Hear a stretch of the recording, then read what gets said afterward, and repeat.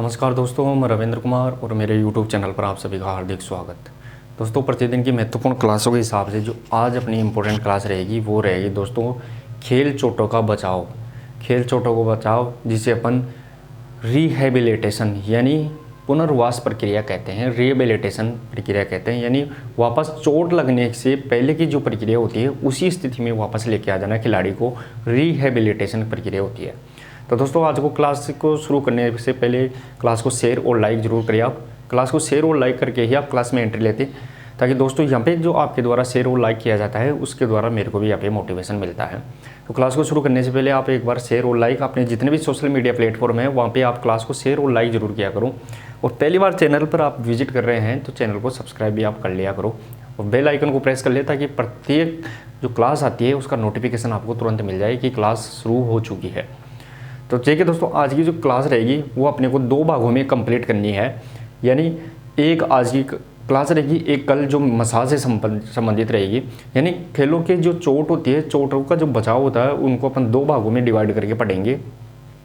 यानी एक पढ़ेंगे अपन थेरेपी से संबंधित, जिसमें फिजियोथेरेपी आती है, इलेक्ट्रोथेरेपी आती है, ये सब पढ़ेंगे। और दूसरी क्लास में पढ़ेंगे अपन मसाज से संबंधित, जो स्पेशल अलग टॉपिक रहता है।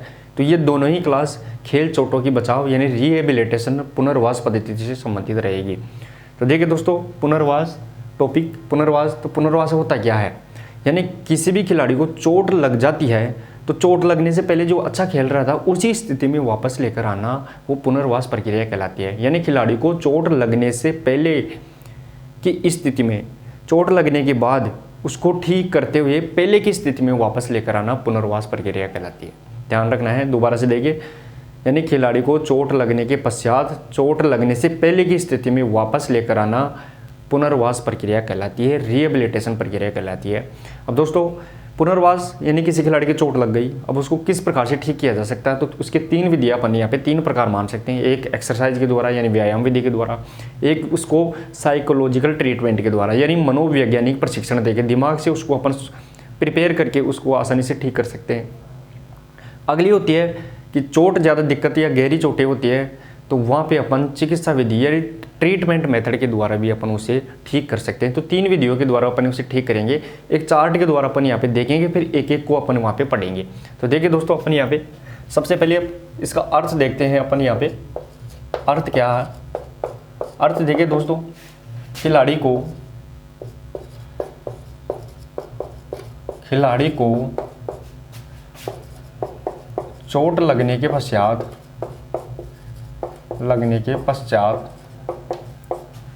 वापस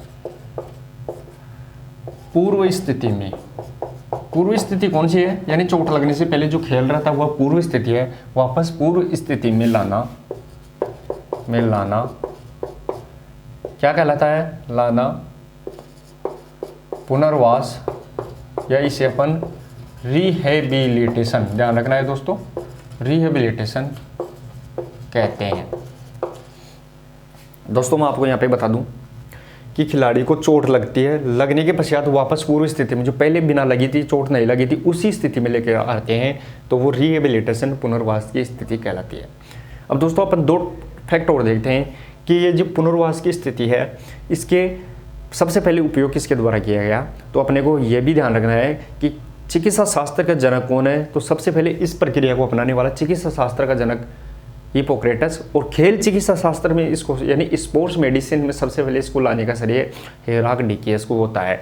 तो दोनों फैक्ट इंपॉर्टेंट रहेंगे दोस्तों। चिकित्सा शास्त्र का जनक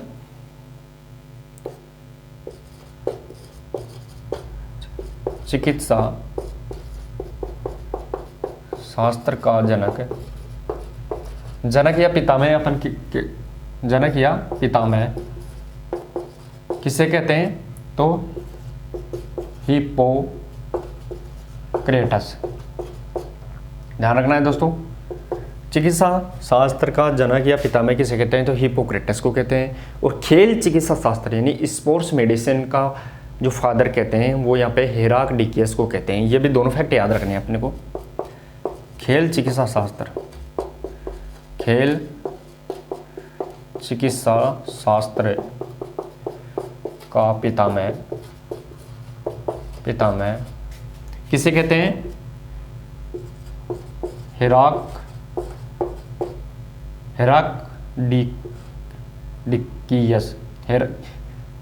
जो स्पोर्ट्स मेडिसिन, ध्यान रखना है, स्पोर्ट्स मेडिसिन का जो जनक कहते हैं वो हेराक्लीटस को कहते हैं, हेराक्लीटस। दोनों में फर्क है दोस्तों, अपने को यहाँ पे ध्यान रखना है, दोनों में फर्क है। यानी चिकित्सा सिर्फ इस मेडिकल साइंस का जनक सबसे पहले पुनर्वास पद्धति में, तो मेडिकल साइंस यानी चिकित्सा शास्त्र का जनक कहते हैं वो हिप्पोक्रेटस को, लेकिन खेल चिकित्सा शास्त्र का जनक अपने को पूछा जाए या पितामह तो हेराक्लीटस को कहते हैं। ये अपने को यहाँ पे ध्यान रखना है। अब दोस्तों ये तो अपन ने 3 लाइनें लिख ली, ये अपने को यहाँ पे ध्यान रखना है। अब अपन यहाँ पे पुनर्वास खिलाड़ी को चोट लग गई, उसको वापस ठीक करते हुए पहली स्थिति में लेकर आना है, वापस पूर्व स्थिति में, तो वो कितनी विधियों के द्वारा? तो 3 अपने यहाँ पे अपना सकते हैं। अगर नॉर्मल चोट है तो व्यायाम के द्वारा लेके आएंगे, अगर फिर भी चोट व्यायाम नॉर्मल चोट है फिर भी अगर खिलाड़ी नहीं आ रहा है तो उसको साइकोलॉजिकल ट्रीटमेंट के द्वारा यानी मनोवैज्ञानिक उसको अच्छी बातें उसको मोटिवेट करके उसको ठीक करेंगे। और ज़्यादा ही चोट है तो वो चिकित्सा या ट्रीटमेंट मेथड के द्वारा लाएंगे, जिसके अंदर फर्स्ट एड भी आता है, थेरेपी भी आ जाती है। तो ये अपने को यहाँ पे ध्यान रखना है। तो एक बार इसका स्क्रीनशॉट में, लेकिन पहले स्क्रीनशॉट ले लीजिए, फिर मैं थोड़ा सा इसको वो बता देता हूँ कि जो चिकित्सा या पुनर्वास की प्रक्रिया है उसके 3 चरण होते हैं। तो चलिए दोस्तों स्क्रीनशॉट ले लीजिए एक बार, फिर मैं आगे इसकी प्रक्रिया बता ही देता हूँ आपको।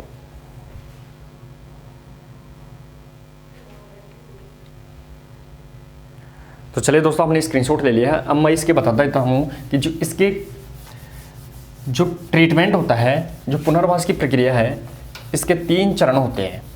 अपने को यहाँ पे ध्यान रखना है दोस्तों।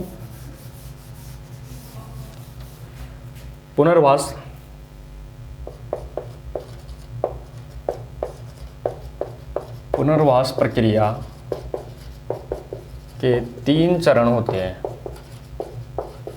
3 चरण होते हैं। अब देखिए दोस्तों 3 चरण कौन कौन से होते हैं।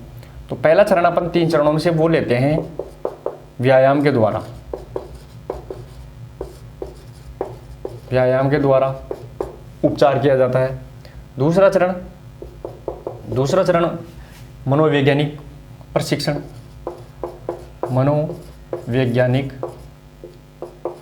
वैज्ञानिक प्रशिक्षण।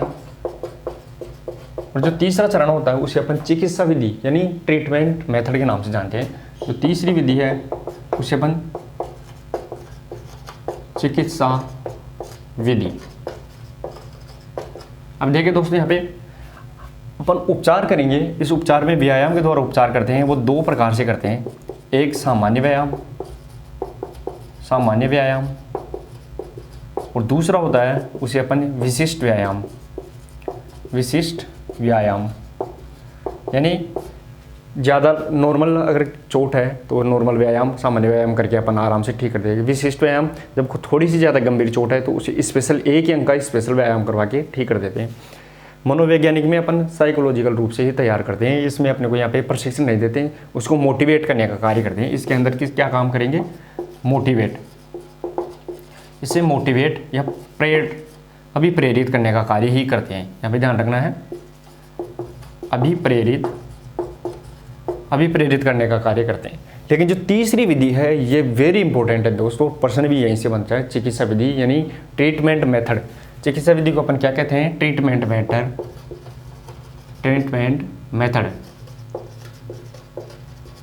मेथड कहते हैं। और इसके अंदर क्या क्या आता है? तो सबसे पहले चिकित्सा विधि के अपन अंदर लेते हैं, वो लेते हैं सबसे पहले फर्स्ट एड जो प्राथमिक उपचार है वो लेते हैं। अगर उससे ठीक हो जाती है तो ठीक है, नहीं तो फिर अपन यहाँ पे लेते हैं थेरेपी।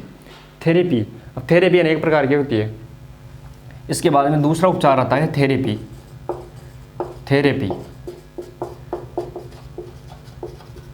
थेरेपी अनेक प्रकार की होती है दोस्तों। उसके अपन अंदर लेते हैं हाइड्रोथेरेपी।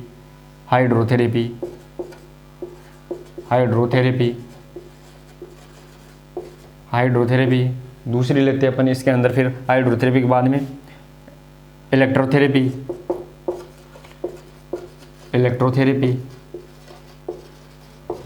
फिर इसके अंदर अपन लेते हैं फिजियोथेरेपी।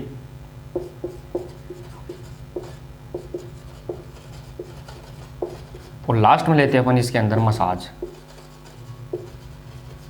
मसाज। तो ये अपने को यहाँ पे ध्यान रखना है दोस्तों इनमें कि चिकित्सा 3 विधियाँ अपन इसमें अपनाते हैं। पहली व्यायाम के द्वारा सामान्य व्यायाम और विशिष्ट व्यायाम, यानी जनरल एक्सरसाइज और विशिष्ट स्पेसिफिक एक्सरसाइज। इसे अपन जनरल एक्सरसाइज बोलते हैं, जनरल एक्सरसाइज, और इसे अपन स्पेसिफिक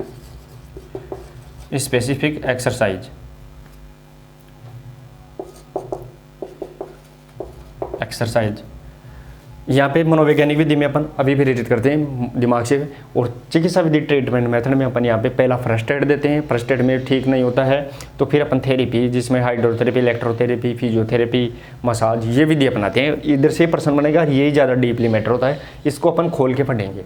तो देखिए दोस्तों, ये चार्ट हो गया। इसके द्वारा अपन पुनर्वास यानी खिलाड़ी को चोट लगने के बाद वापस पूर्व स्थिति में इन 3 चरणों के माध्यम से अपन ला सकते हैं। तो अब पढ़ेंगे अपन व्यायाम। तो अपन नॉर्मल जानते हैं, कोई बड़ी बात नहीं है, इसमें सामान्य व्यायाम होता है, इसको कोई ज़्यादा पढ़ने की जरूरत नहीं है। मनोवैज्ञानिक तौर पर भी अपन खिलाड़ी को अच्छी बातें, उसको अच्छा लक्ष्य दिखा के वापस से उससे तैयारी जोश भर के उसको ठीक कर सकते हैं।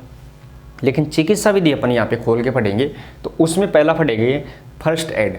फर्स्ट एड क्या होता है वो पढ़ेंगे। तो एक बार स्क्रीनशॉट ले लीजिए आप इसका चार्ट का, फिर अपन फर्स्ट एड पढ़ते हैं पहला।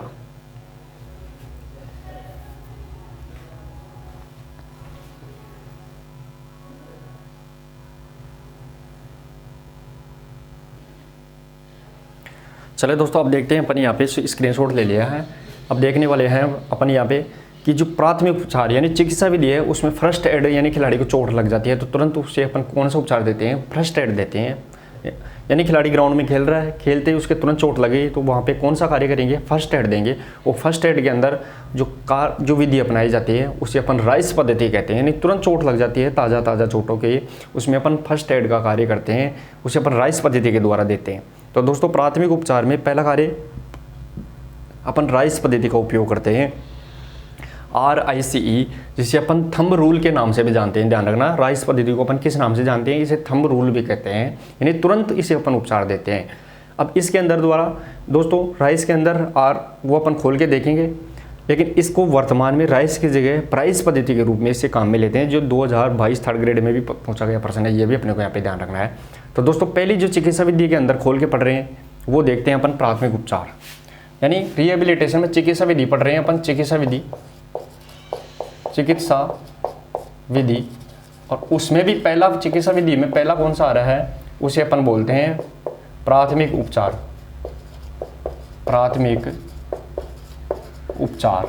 जिसे अपन फर्स्ट एड के नाम से जानते हैं दोस्तों। अब देखिए दोस्तों, फर्स्ट एड क्या होता है? जब खिलाड़ी को मैदान पर जो तुरंत चोट लगती है, एक्यूट इंजरी लगती है, ताज़ा चोट, उस दौरान जो कार्य किया जाता है वो फर्स्ट एड कहलाता है। जब खिलाड़ी को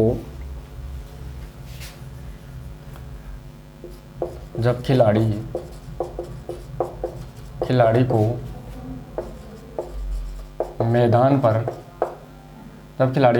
पर चोट लग जाती है तो जिस सिद्धांत का पालन किया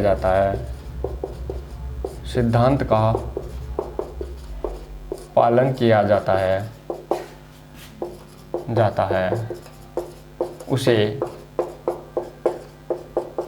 राइस कहते हैं। राइस सिद्धांत कहते हैं, ये अपने को यहाँ पे ध्यान रखना है। राइस कहते हैं वर्तमान में। अगला पॉइंट देखिए दोस्तों, यहाँ पे राइस को थंब रूल, ध्यान रखना है दोस्तों। थंब रूल, थंब यानी अंगूठा होता है, थंब रूल यानी थंब रूल भी कहते हैं। ये भी अपने को यहाँ पे फैक्ट याद रखना है, थंब रूल भी कहते हैं। अब दोस्तों, वर्तमान में ध्यान रखना है। वर्तमान में राइस के स्थान पर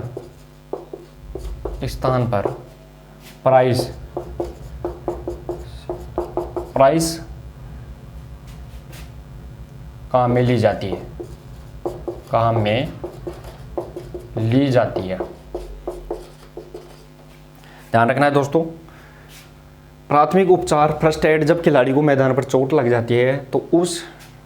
जाती है तो जिस सिद्धांत का पालन किया जाता है उसे अपन राइस कहते हैं। राइस अभी बताएंगे राइस का फुल फॉर्म क्या होती है, क्या काम आता है। राइस को ही अपन थंब रूल, इंपॉर्टेंट रहेगा दोस्तों, राइस को अपन दूसरा नाम थंब रूल भी कहते हैं। राइस पद्धति को थंब रूल पद्धति भी कहते हैं। वर्तमान में राइस के स्थान पर क्या आ गया, तो वर्तमान में राइस के स्थान पर प्राइस आ गया। ये अपने को ध्यान रखना है, ग्रेड 3 2022 में पूछा गया प्रश्न है। वर्तमान में प्राइस के स्थान पर प्राइस। अब देखिए दोस्तों, प्राइस क्या पद्धति होती है, इसके देखना है अपने को। तो यहाँ पे PRICE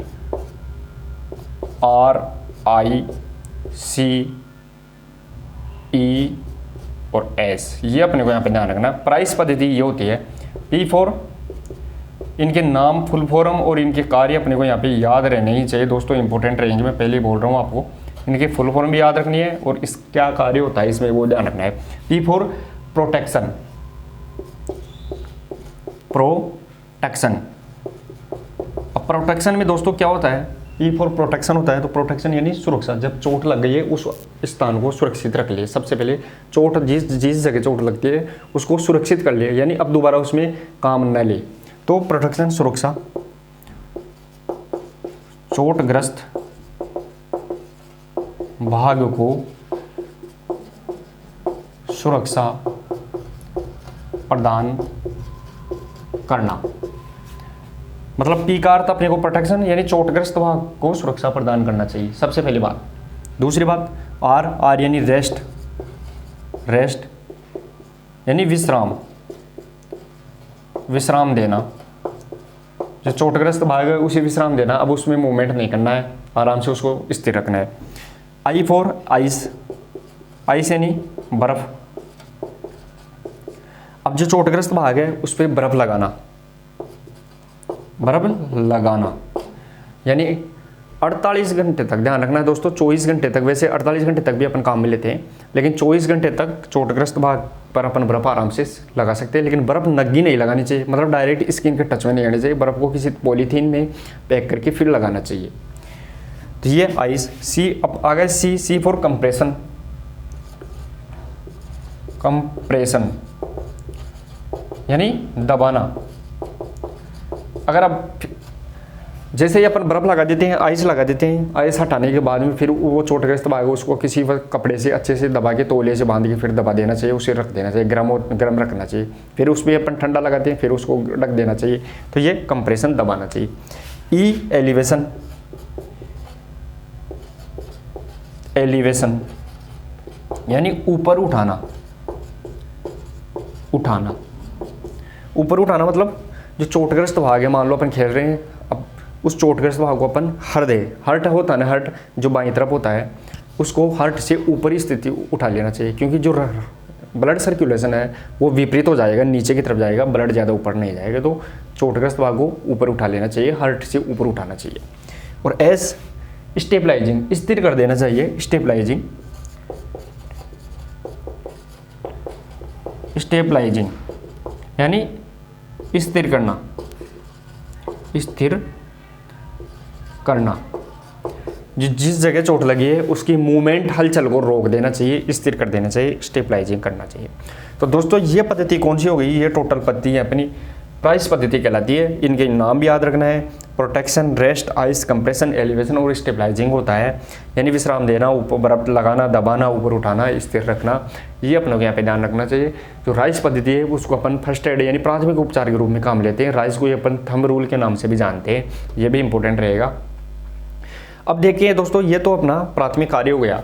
चोट लग गई, नॉर्मल चोट है तो ठीक हो जाएगी, नहीं तो फिर वापस अपने को क्या करना पड़ेगा। अगर 24 से 48 घंटे के बाद भी चोट में दर्द होता है तो फिर अपन थेरेपी काम में लेंगे। जो थेरेपी होती है अब पढ़ेंगे, उसमें पहली थेरेपी पढ़ने वाली है वो हाइड्रोथेरेपी यानी जल के द्वारा चिकित्सा विधि पढ़ेंगे। तो एक बार स्क्रीनशॉट ले लीजिए, फिर अपन पढ़ने वाले हैं हाइड्रोथेरेपी। लेकिन दोस्तों अपन ये चिकित्सा विधि में ही पढ़ रहे हैं। पहला कार्य प्राथमिक चिकित्सा, फर्स्ट एड पढ़ रहे हैं। फर्स्ट एड पढ़ लिया अपन ने, इलाज दे दिया। फर्स्ट एड के अंदर ही राइस पद्धति, जो प्राइस पद्धति है वो अपन ने काम में ले ली ग्राउंड के ऊपर ही। अगर वो अब ठीक नहीं होता है 24-48 घंटे तक, तो फिर अपने को यहाँ पे थेरेपी काम में लेनी पड़ेगी। तो वो डॉक्टर के पास दिखाने की से ही थेरेपी आती है। तो अपन देखते हैं, थेरेपी पढ़ेंगे पहले हाइड्रोथेरेपी। एक बार स्क्रीनशॉट ले लीजिए इसका।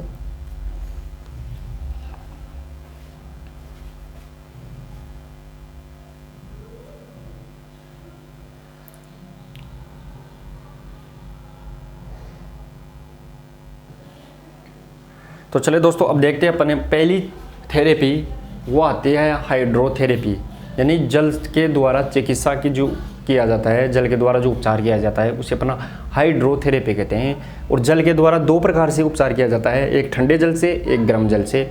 ठंडे जल से क्रायोथेरेपी और गर्म जल से थर्मोथेरेपी भी अपन इसे कहते हैं। ये भी अपन को यहाँ पे ध्यान रखना है। तो दोस्तों पहली जो थेरेपी आती है, चिकित्सा विधि आती है, उसे अपन हाइड्रोथेरेपी यानी जल के द्वारा चिकित्सा या उपचार करना कहते हैं। तो देखिए दोस्तों, पहली विधि, पहली थेरेपी आती है उसे अपन हाइड्रोथेरेपी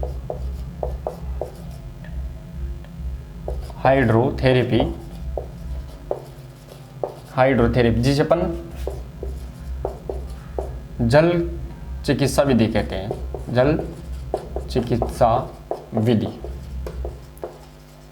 देखिए दोस्तों, अब ये क्या होती है हाइड्रोथेरेपी, जल के द्वारा चोटग्रस्त भाग पर उपचार करना क्या कहलाता है, या जल के द्वारा खिलाड़ी को पुनर्वास तक पहुंचाना क्या कहलाता है, हाइड्रोथेरेपी कहलाता है। तो इसमें देखिए दोस्तों,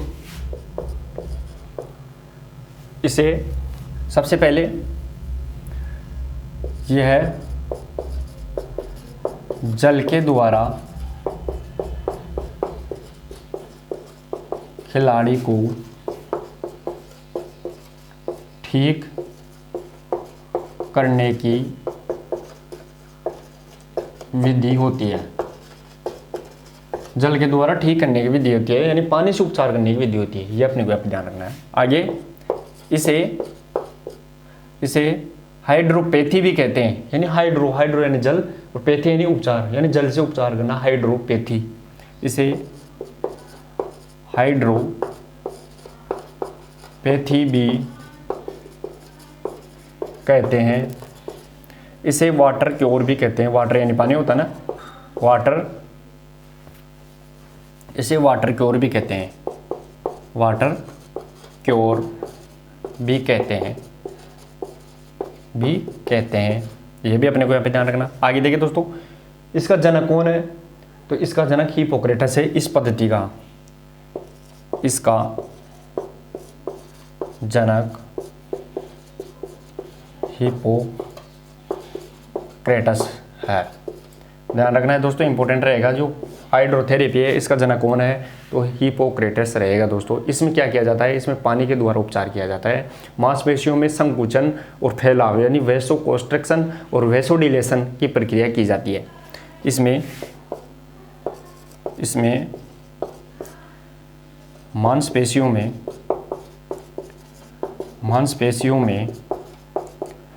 वैसोडिलेशन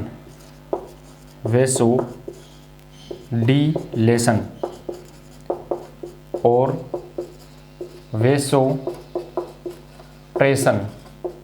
वैसोप्रेशन की क्रिया की जाती है।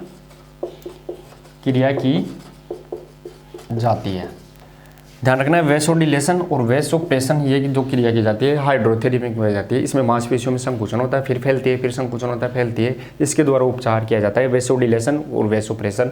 ये कौन सी उपचार होता है, ये हाइड्रोथेरेपी के अंदर ही होता है। अब दोस्तों थेरेपी कितने प्रकार की होती है, तो दो प्रकार की होती है। एक ठंडे पानी से भी उपचार दे सकते हैं, एक गर्म पानी से उपचार दे सकते हैं। लेकिन दे रहे किससे हैं, पानी से, यानी जल से दे रहे हैं। तो गर्म पानी की अलग होती है, ठंडा पानी की अलग होती है। तो वो भी अपन यहाँ पे देखते हैं। एक बार आप इसका स्क्रीनशॉट ले लीजिए दोस्तों, फिर मैं आपको बताता हूँ कि ठंडे पानी में कौन कौन सी आएगी, गर्म पानी में कौन कौन सी आती है। वो अपने को यहाँ पे ध्यान रखना है।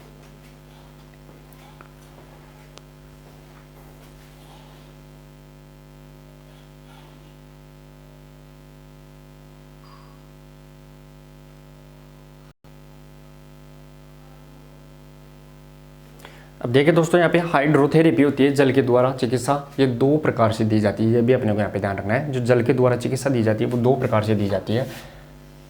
हाइड्रोथेरेपी दो प्रकार की होती है, ये अपने को यहाँ पे ध्यान रखना है। हाइड्रोथेरेपी दो प्रकार की होती है,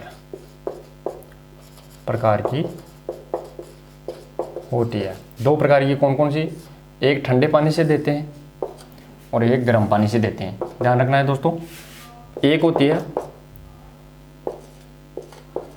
ठंडे पानी की चिकित्सा, दूसरी होती है उसे अपन गर्म पानी की चिकित्सा। ध्यान रखना है। और जो ठंडे पानी की होती है उसे अपन इंग्लिश में किस नाम से जानते हैं दोस्तों? तो इंग्लिश में अपन इसे हाइपरथेर्मिया के नाम से जानते हैं।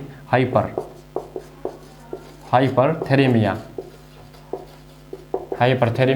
और जो गर्म पानी की होती है उसे अपन हाइपोथेरेमिया के नाम से जानते हैं। हाइपोथेरेमिया। ध्यान रखना है। अब दोस्तों यहाँ पे ठंडे पानी की चिकित्सा दी जाती है, उसमें ठंडी चीज़ें कौन कौन सी होती है वो अपने को यहाँ पे ध्यान रखना है। तो इसमें यहाँ पे ठंडे पानी की और जो गर्म पानी है, तो ठंडे पानी के अंदर तो अपन क्या क्या काम में लेते हैं? तो ठंडे पानी में तो अपन आइस मसाज लेते हैं। Ice massage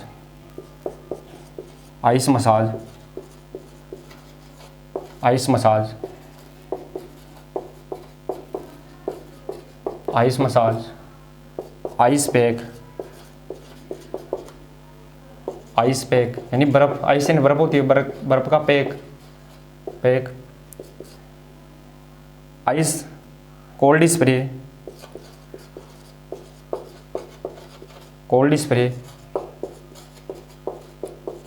spray. इसके अलावा अपन लेते हैं यहाँ पे cold spray, ice massage, ice pack, cold spray, cold towel यानी तौलिया होता है ना, तो कोल्ड टावल हो गया। क्रायो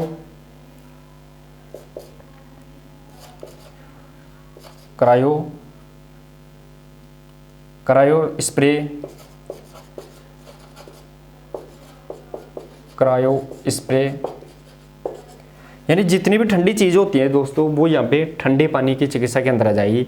चाहे वो आइस मसाज यानी बर्फ़ के द्वारा मसाज करते हैं वो भी ठंडी हो गई। आइस पैक बर्फ़ को कूट कर किसी थैले में डाल के फिर लगा दे तो वो भी ठंडी चिकित्सा। कोल्ड स्प्रे हो गया, जो बढ़िया स्प्रे आते हैं ठंडे जिसके लगाने से ठंड पैदा होती है तो वो भी ठंडे पानी की चिकित्सा में आएगी। कोल्ड टावल जैसे गीला तौलिया होता है, तौलिया को अपन पानी में भिगो के बर्फ़ किस में रख देते हैं, फ्रिज में रखने के बाद वो जम जाता है, ठंडा हो जाता है, और फिर उससे सिकताव करते हैं तो वो कोल्ड टॉवल हो गया यानी ठंडा तौलिया। और क्रायो स्प्रे भी, ये भी ठंडा क्या आती है, स्प्रे आती है। अब दोस्तों गर्म पानी की चिकित्सा में कौन कौन सी? तो इनमें व्हर्लपूल स्नान यानी भंवरी स्नान काम में लेंगे। सबसे पहला इसमें व्हर्लपूल स्नान, व्हर्लपूल बाथ यानी भंवरी स्नान, इसे अपन भंवरी स्नान कहते हैं। दूसरी आती है उसे अपन इमर्सन बाथ के नाम से जानते हैं। इमर्सन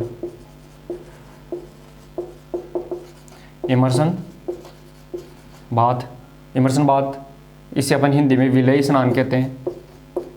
विलय स्नान। तीसरी आती है उसे अपन कंट्रास्ट बात बोलते हैं। कंट्रास्ट बात यानी कंट्रास्ट बात। आगे जाकूजिया बात भी बोलते हैं। अगला जाकूजिया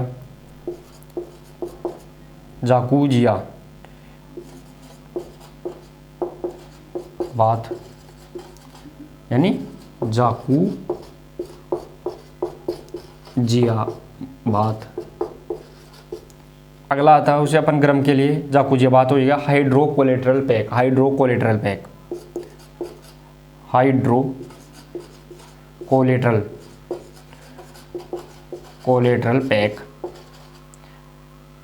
पैक। तो ये दोस्तों गर्म पानी की चिकित्सा कहलाती है। अब देखिए दोस्तों अपन हाइड्रोथेरेपी पढ़ रहे हैं, जल की चिकित्सा यानी पानी से उपचार करना। अब पानी की चिकित्सा भी दो प्रकार से होती है, एक ठंडे पानी की, एक गर्म पानी की। ठंडे पानी में इनके द्वारा उपचार किया जाता है, गर्म पानी में इनके द्वारा उपचार किया जाता है। ये अपने को मोटा मोटा याद रखना है कि व्हर्लपूल बाथ किस में आता है, गर्म में, इमर्सन गर्म में, कंट्रास्ट बाथ गर्म पानी की, जाकूजिया स्नान गर्म पानी की चिकित्सा है, हाइड्रोकोलेटरल पैक है वो गर्म पानी की है। इधर आइस मसाज ठंडे पानी की चिकित्सा है, आइस पैक ठंडे पानी की, कोल्ड स्प्रे ठंडा, कोल्ड टॉवल ठंडे पानी की, और क्रायो स्प्रे ठंडा। इनको अपने को यहाँ पे याद रखना है। अब चलिए दोस्तों अपन इसमें से इनको याद रखना है। अब थोड़ी सी इसमें से एक दो इंपॉर्टेंट, यानी गर्म में और ठंडे में एक दो इंपॉर्टेंट है, वो उनको पढ़ लेते हैं। तो पहले हाइड्रोथेरेपी पढ़ते हैं, फिर उसके बाद में अपन यहाँ पे इलेक्ट्रोथेरेपी, विद्युत के द्वारा उपचार किया जाता है, वो भी पढ़ेंगे। फिर फिजियोथेरेपी पढ़ेंगे, जो सामान्य एक्सरसाइज के द्वारा उपचार किया जाता है। फिर लास्ट में मसाज पढ़ेंगे अपन, जो कल पढ़ेंगे मसाज को।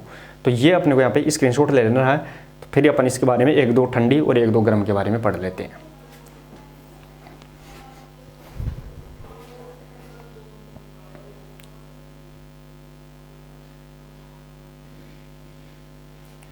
तो चलिए दोस्तों, अब पहली जो चिकित्सा हाइड्रोथेरेपी में पहली विधि पढ़ते हैं, उसे अपन क्रायोथेरेपी यानी ठंडी चिकित्सा की विधि कहते हैं। तो पहली विधि हाइड्रोथेरेपी में आएगी जल चिकित्सा।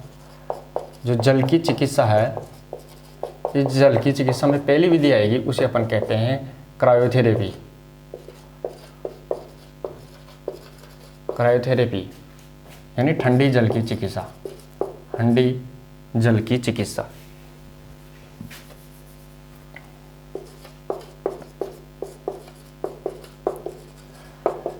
चिकित्सा।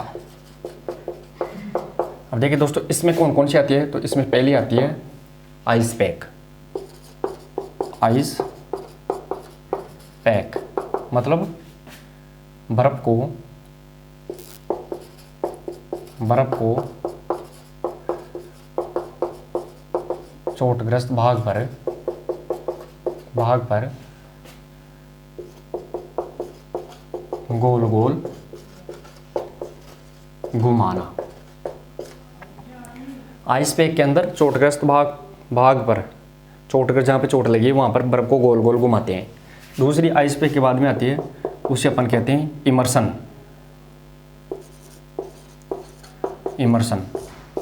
इमर्शन का मतलब होता है जो पानी का बिल्कुल ठंडा टेम्परेचर होता है, 0 से 5 डिग्री सेंटीग्रेड, 0 से 5 डिग्री सेंटीग्रेड जल में चोटग्रस्त भाग को डुबाना। यानी जहाँ पे एक बाल्टी ले लेते हैं, उसमें 0 से 5 डिग्री सेंटीग्रेड का बिल्कुल ठंडा पानी भरते हैं और जहाँ चोट लगी है उसको उसमें डुबाते हैं, फिर बाहर निकालते हैं, फिर डुबाते हैं, तो वो इमर्शन हो गया। यानी आइस पैक, इमर्शन। तीसरा आता है, उसे अपन बोलते हैं आइस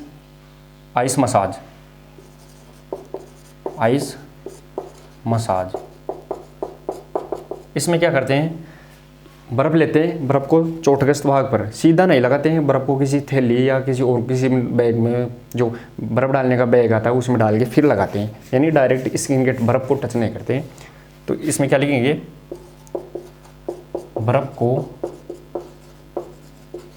थैले में डालकर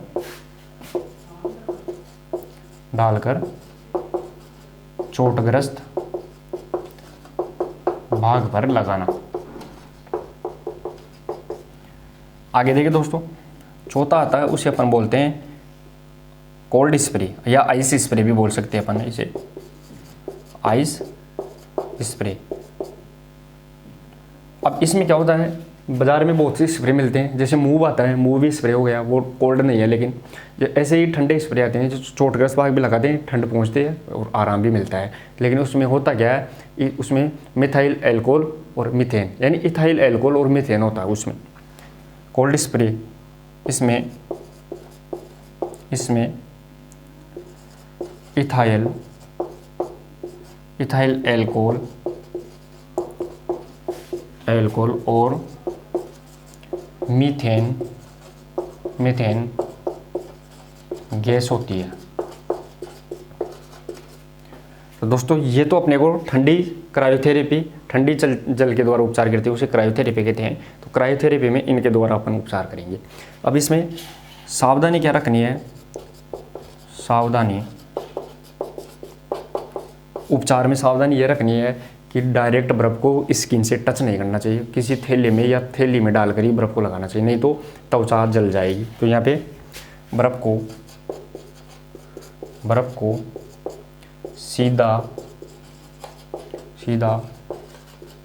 त्वचा पर नहीं लगाना चाहिए।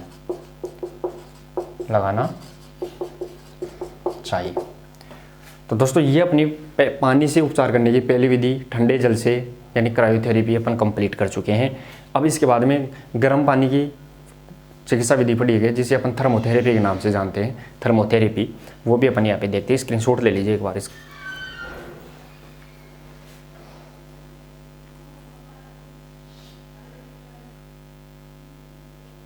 तो चलिए दोस्तों अब देखते हैं जल चिकित्सा की दूसरी विधि जिसे अपन बोलते हैं गर्म जल द्वारा, गर्म जल की चिकित्सा, गर्म जल की चिकित्सा जिसे अपन थर्मोथेरेपी के नाम से जानते हैं।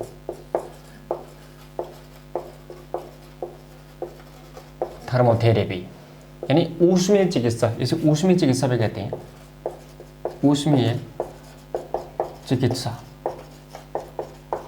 इसे ऊष्मीय चिकित्सा भी कहते हैं अपन। देखिए दोस्तों इसमें क्या किया जाता है, ये इसे हीट थेरेपी भी, जो गर्म है तो हीट यानी गर्म होता है, तो इसे हीट थेरेपी भी कहते हैं, इसे हीट थेरेपी भी कहते हैं,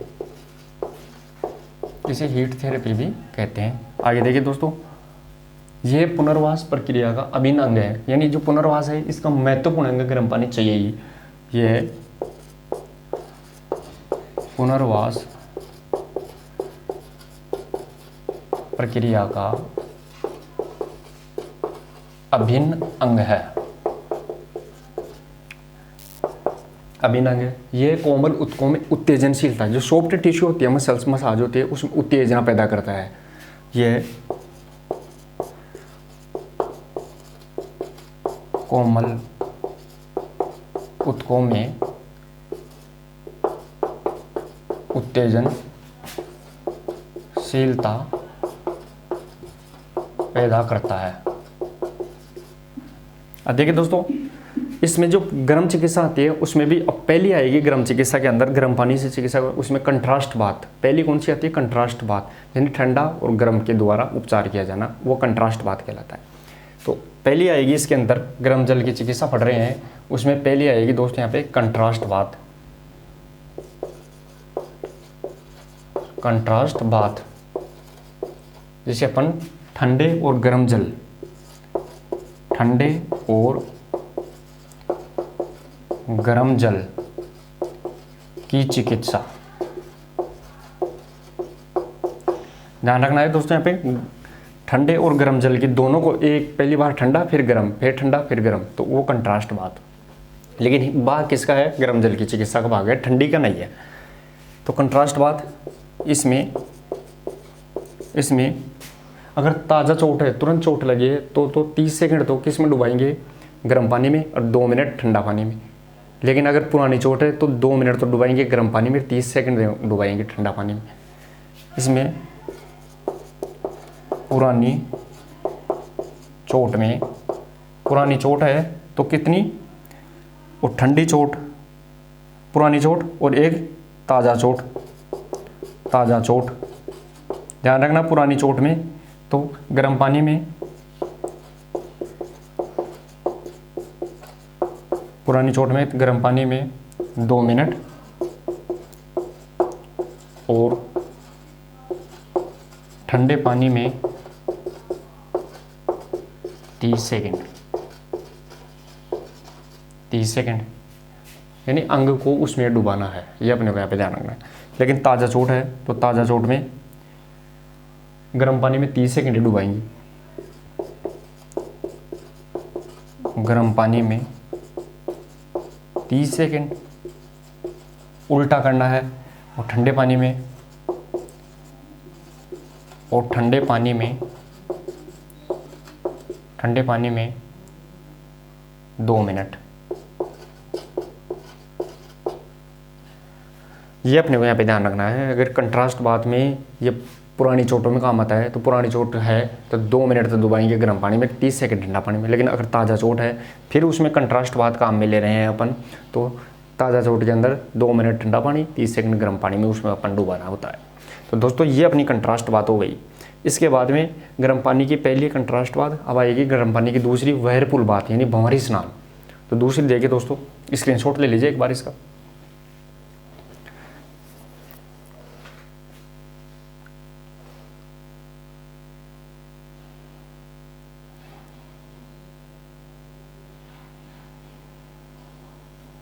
अब देखिए दोस्तों, दूसरी जो गर्म जल की चिकित्सा आती है वो रहेगी दोस्तों यहाँ पे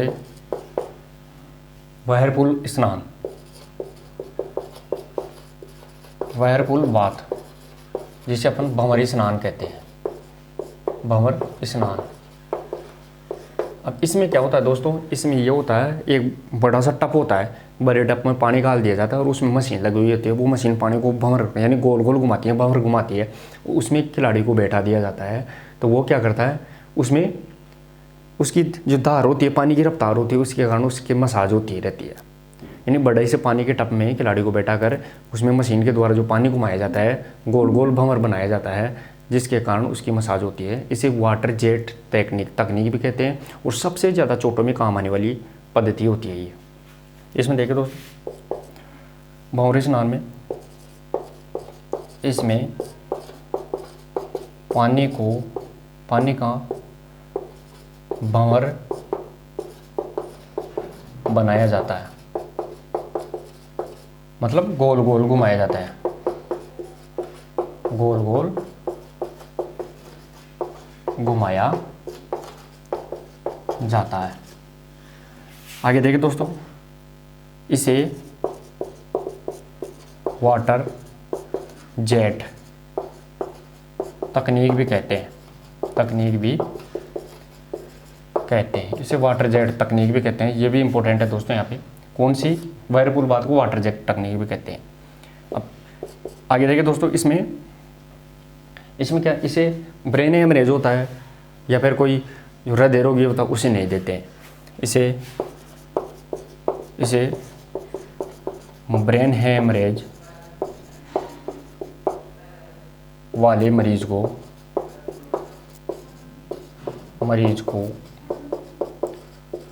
नहीं देते हैं। आगे देखिए दोस्तों, गर्म पानी की तीसरी जो चिकित्सा आती है उसे अपन बोलते हैं स्टीम बाथ, यानी भाप स्नान। स्टीम बाथ यानी इसे अपन भाप स्नान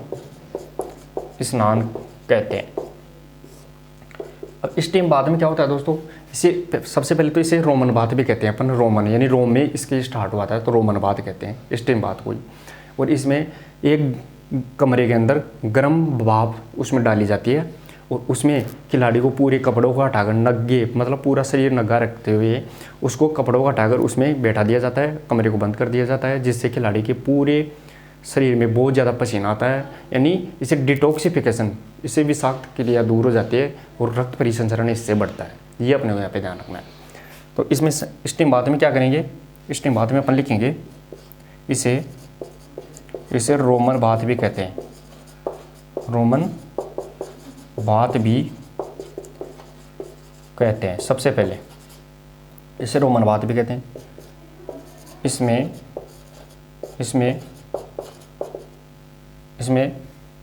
भाप को बंद कमरे में छोड़ा जाता है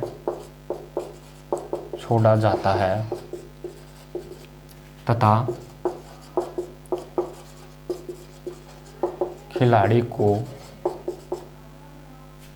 नग्न अवस्था में बैठाया जाता है।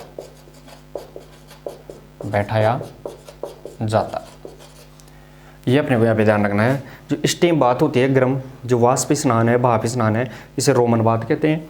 और इसमें भाप को बंद कमरे में छोड़ा जाता है और खिलाड़ी क्या करता है, कम से कम कपड़ों में रहता है, जिससे ज़्यादातर पसीना आता रहता है और फिर उसकी मसाज होती रहती है। ये अपने को यहाँ पे ध्यान रखना है। तो इसका भी स्क्रीनशॉट ले लीजिए। फिर अपन आगे की गर्म जो चिकित्सा पद्धति है उसे अपन वैक्स स्नान, वैक्स यानी मोम के द्वारा, और उस अगला सोना बाथ के नाम से जानते हैं, वो भी पढ़ लेते हैं दोनों।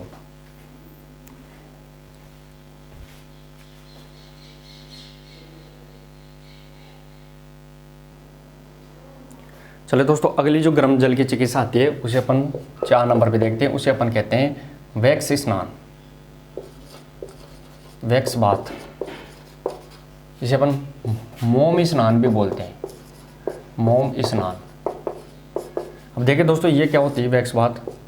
तो ये मोम स्नान, यानी जो शरीर के छोटे छोटे जोड़ होते हैं, जैसे कलाई का जोड़, घुटने का जोड़, कमर का जोड़, इन पे मोम की परत इन पे लगाई जाती है। गर्म मोम, जो तरल मोम होती है, गर्म होती है और तरल भी होती है, पतली होती है, उन पे लगाई जाती है, तो वो वैक्स बात कहलाती है।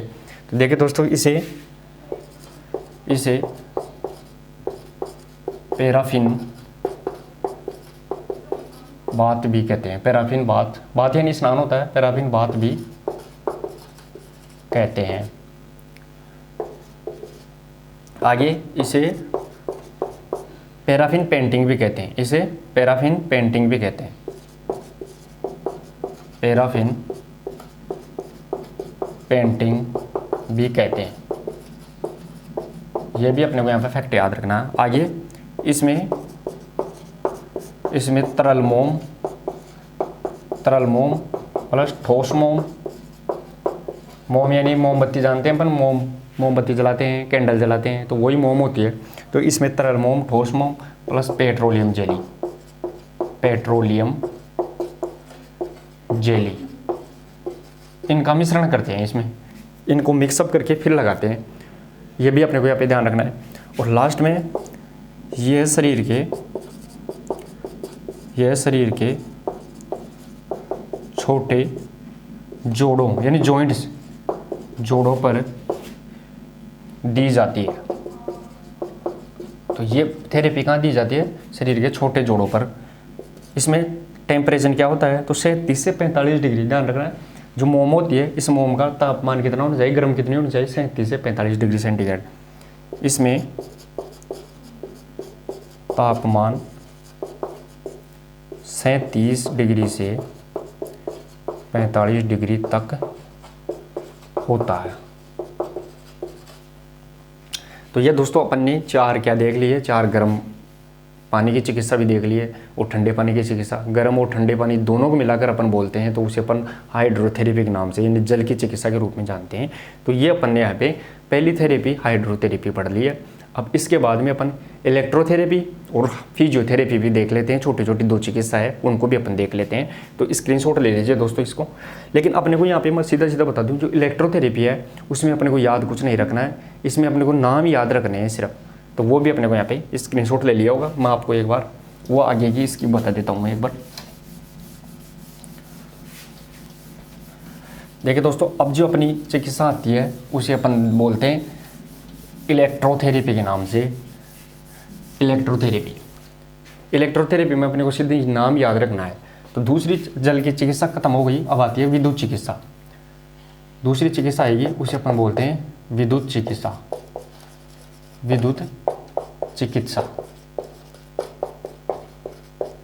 जिसे अपन इलेक्ट्रोथेरेपी के नाम से जानते हैं।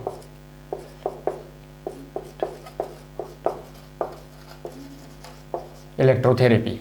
अब देखिए दोस्तों, विद्युत चिकित्सा में विद्युत के द्वारा चिकित्सा दी जाती है। ये पुरानी चोटों में ज़्यादा दी जाती है, जितनी पुरानी चोट हो जाती है उनमें दी जाती है। तो इसमें कौन कौन सी आ जाएगी? एक तो डायथर्मी आ जाएगी और एक इंफ्रारेड, अल्ट्रावायलेट, ये आ जाएंगी। इनको नाम याद रखना है। तो इसमें पहली कौन सी दी जाती है? इंफ्रारेड। दूसरी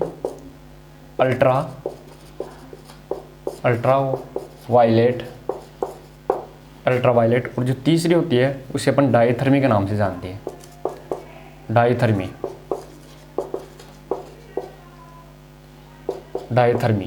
अब डायथर्मी, ये तीनों चिकित्सा किसकी होगी? विद्युत की चिकित्सा। इंफ्रारेड यानी रेड, अल्ट्रावायलेट और डायथर्मी। ये तीनों किसकी हो गई? तो ये तीनों विद्युत की चिकित्सा। लेकिन डायथर्मी के भी 3 प्रकार होते हैं, वो भी अपने को यहाँ पे याद रखना है दोस्तों, इंपॉर्टेंट है डायथर्मी में। तो पहली डायथर्मी में शॉर्ट वेव डायथर्मी। दूसरी लॉन्ग वेव डायथर्मी। और तीसरी होती है वो माइक्रोवेव डायथर्मी। यानी short wave, long wave long wave और माइक्रोवेव। माइक्रोवेव शॉर्ट वेव को अपन किस नाम से जानते हैं? लघु किरण, लघु चिकित्सा विधि, लघु चिकित्सा विधि। इसे अपन लघु चिकित्सा, लॉन्ग वेव को दीर्घ चिकित्सा, दीर्घ चिकित्सा, और जो माइक्रोवेव है उसको सूक्ष्म चिकित्सा, सूक्ष्म चिकित्सा विधि के नाम से जानते हैं। तो ये तो तीन किसकी? विद्युत चिकित्सा, जिसे अपन इलेक्ट्रोथेरेपी कहते हैं। इस इलेक्ट्रोथेरेपी में कौन कौन सी दी जाती है? इंफ्रारेड, अल्ट्रावायलेट और डायथेरेपी। और डायथेरेपी के 3 भाग होते हैं, वो भी अपने को यहाँ पे ध्यान रखना है।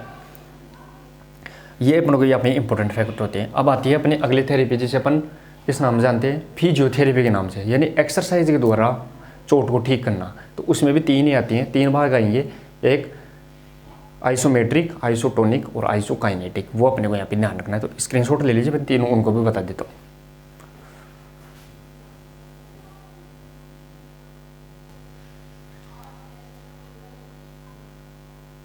तो चलिए दोस्तों, अब देखते हैं अपन तीसरी थेरेपी, जिसे अपन फिजियोथेरेपी के नाम से जानते हैं। फिजियोथेरेपी, फिजियोथेरेपी, फिजियोथेरेपी, जिसे हिंदी में कहते हैं व्यायाम चिकित्सा, व्यायाम चिकित्सा। अब इसमें देखें दोस्तों, व्यायाम चिकित्सा यानी व्यायाम के द्वारा चिकित्सा करना, यह 3 प्रकार की होती है इसमें। तो इसमें पहली आती है, उसे अपन कहते हैं आइसोमेट्रिक, आइसोमेट्रिक यानी स्थिर व्यायाम चिकित्सा, स्थिर व्यायाम चिकित्सा। अब देखिए दोस्तों, इसके खोजकर्ता कौन है? सबसे पहले तो खोजकर्ता, आइसोमेट्रिक के खोजकर्ता रहेंगे दोस्तों यहाँ पे हेटिंगर और मूलर, हेटिंगर और मूलर। अब इसमें होता क्या है दोस्तों, सबसे पहले मैं आपको बता दूं, स्थिर नाम में लिखा है आइसोमेट्रिक यानी स्थिर व्यायाम चिकित्सा, यानी किसी भी एक जगह किसी भी चीज़ को एक ही जगह उठाकर एक मांसपेशियों में स्थिर तनाव पैदा करना। जैसे मान लो दीवार है, दीवार का धक्का देंगे तो धक्का देने से दीवार तो जाएगी नहीं दूसरी जगह, लेकिन मांसपेशियों में एक जगह ही तनाव होगा, तो स्थिर आइसोमेट्रिक व्यायाम हो गया। ये अपने को यहाँ पे ध्यान रखना है, यानी स्थिर प्रतिरोध के विपरीत इसमें किसी भी व्यायाम पे किया जाता है, स्थिर प्रतिरोध। या फिर मान लो जैसे 20 किलो का वजन उठा के अपन एक साथ एक जगह रखते हैं, एक ही जगह, तो वो भी अपने शरीर में तनाव पैदा करता है, तो वो स्थिर व्यायाम हो गया यानी आइसोमेट्रिक। दूसरी इसमें कौन सी आती है? वो आएगी आइसोटोनिक, आइसोटोनिक जिसे अपन गतिशील व्यायाम कहते हैं, गतिशील व्यायाम। इसके खोजकर्ता कौन है? सबसे पहले तो खोजकर्ता रहेंगे इसके डॉक्टर लून। इसमें क्या होता है? गतिशील। इसमें अपन किसी भी चीज़ को भागते हुए, उठाते हुए, वापस बैठते हुए, उछलते हुए एक्सरसाइज करते हैं, वो आइसोटोनिक व्यायाम यानी गतिशील व्यायाम होगा। इसके द्वारा अपन यहाँ पे उपचार करते हैं, यानी किसी दौड़ा के उपचार कर लिया, बैठा के उपचार कर लिया, या फिर शरीर को हिलाते हुए, जंप लेते हुए, फिर अगर किसी चीज़ को अपन ठीक करते हैं तो वो आइसोटोनिक के अंदर आएगी। तीसरी कौन सी होती है दोस्तों? तीसरी आएगी फिजियोथेरेपी में, वो आएगी आइसोकाइनेटिक,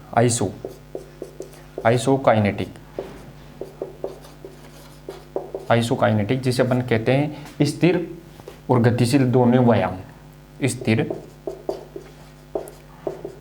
स्थिर और गतिशील व्यायाम, दोनों को मिक्सअप प्रूफ कौन सा? आइसोकाइनेटिक। खोजकर्ता कौन रहेंगे दोस्तों? तो खोजकर्ता रहेंगे इसके, खोजकर्ता पेरिन, ये इसके खोजकर्ता है पेरिन। ये अपने को यहाँ पे ध्यान रखना है। इसमें क्या होगा? इसमें थोड़ी देर स्थिर रखेंगे, फिर तो आगे भागते हुए, उछलते हुए, फिर वापस ठीक कर लेंगे, यानी दोनों काम करेंगे। इसमें पहली भी शामिल है, दूसरी भी शामिल है। वो कौन सी है? आइसोकाइनेटिक। तो दोस्तों, ये अपन ने थेरेपी पढ़ ली। पहली हाइड्रोथेरेपी, जो जल से ही उपचार, जल में भी दो पढ़ा, ठंडा गर्म। फिर इसके बाद में अपन ने पढ़ा है इलेक्ट्रोथेरेपी, उसमें अपन ने देख ली इंफ्रारेड, माइक्रोवेव, डाइथर्मी। और फिर अब तीसरी अपन ने फिजियोथेरेपी व्यायाम के द्वारा, और उसमें भी 3 देख ली, आइसोमेट्रिक, आइसोटोनिक, आइसोकाइनेटिक। अब अपनी यहाँ पे अगली क्लास रहेगी, उसमें पढ़ेंगे अपन मसाज के प्रकार, यानी मसाज की टाइप ऑफ मसाज, वहाँ से भी सीधा सीधा प्रश्न आता है। तो दोस्तों उम्मीद और आशा करता हूँ क्लास आपको पसंद आई होगी और समझ में भी आई होगी। अगर पसंद और समझ में आई है तो क्लास को ज़्यादा से ज़्यादा शेयर और लाइक करें दोस्तों। इतना अच्छा और कंटेंट आपको कोई प्रोवाइड नहीं करवा सकता। तो ये मैं आपको विश्वास और उम्मीद के साथ कह सकता हूँ कि अगर आपने 1 से 2 बार अगर इसको रिपीट कर लिया, दिमाग में सेट हो जाएगा। इतनी आसान शब्दों में आपको समझाया गया है। तो मिलते हैं दोस्तों कल के क्लास में, तब तक के लिए थैंक यू, धन्यवाद।